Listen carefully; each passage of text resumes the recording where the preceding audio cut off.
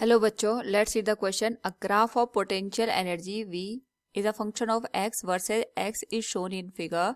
A particle of energy E naught is executing motion in it. Which of the following graph denotes the variation of kinetic energy with x?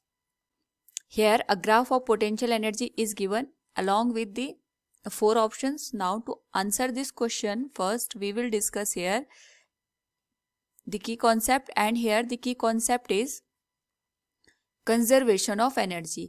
So we know that in the absence of the external force हमारे पास यहाँ पे जो energy होती है, basically हम बात कर रहे हैं यहाँ पे मैकेनिकल एनर्जी की, तो ये हमारे यहाँ पे कांस्टेंट देखने को मिलती है and it is the sum of the potential energy and kinetic energy.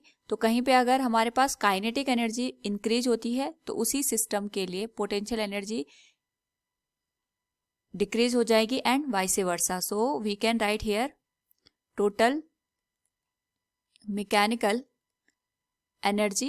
अगर हम बात करें यहाँ पे तो इसकी वैल्यू हमें दे रखी है ई नॉट के बराबर.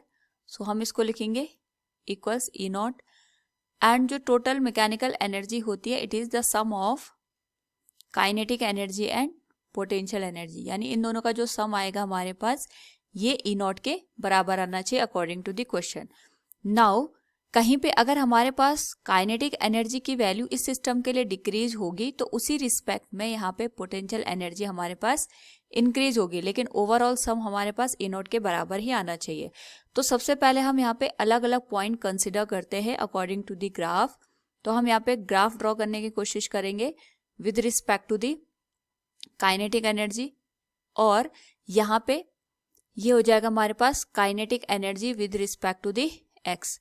तो अगर हम बात करें ए से लेके बी पॉइंट तक, यहाँ पे जो मैक्सिमम एनर्जी है इट इज ई नॉट, और ए पे इसकी वैल्यू डिक्रीज होके यहाँ पे कोई वैल्यू को रीच कर रही है, इसको हम यहाँ पे ई डैश कंसिडर करते हैं.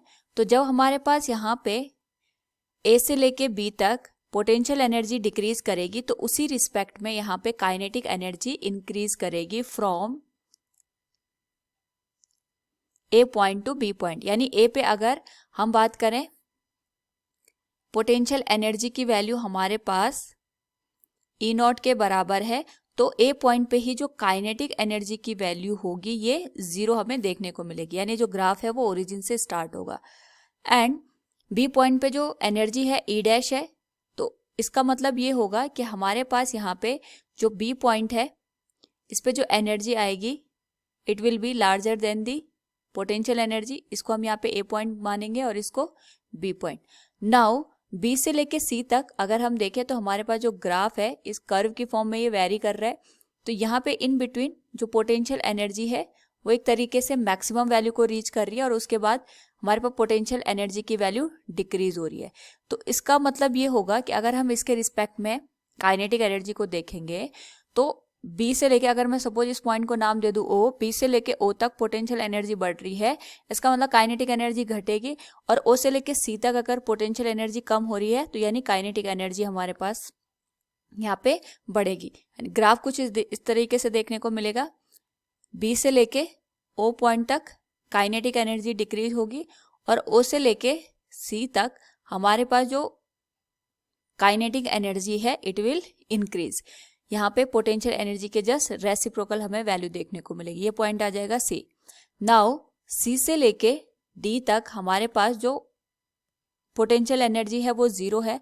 इसका मतलब ये होगा सी टू डी तक अगर हमारे पास यहाँ पे पोटेंशियल एनर्जी जीरो है, इसका मतलब ये होगा काइनेटिक एनर्जी मैक्सिमम होगी और काइनेटिक एनर्जी की वैल्यू हमारे पास यहाँ पे ई नॉट के बराबर आएगी. तो ये हो जाएगा सी से लेके डी तक, ये हमारे पास वैल्यू ई नॉट के बराबर आएगी.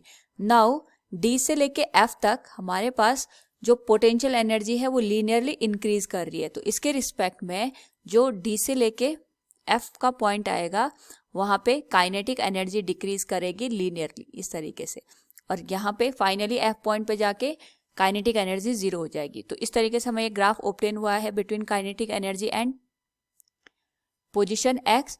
तो यहाँ पे अगर हम चारों ऑप्शंस को मैच करें तो हमारे पास जो ऑप्शन सेकंड है it is similar to the obtained graph. So we can say option second will be the correct answer. Hope all you understood it. Thank you and best of luck.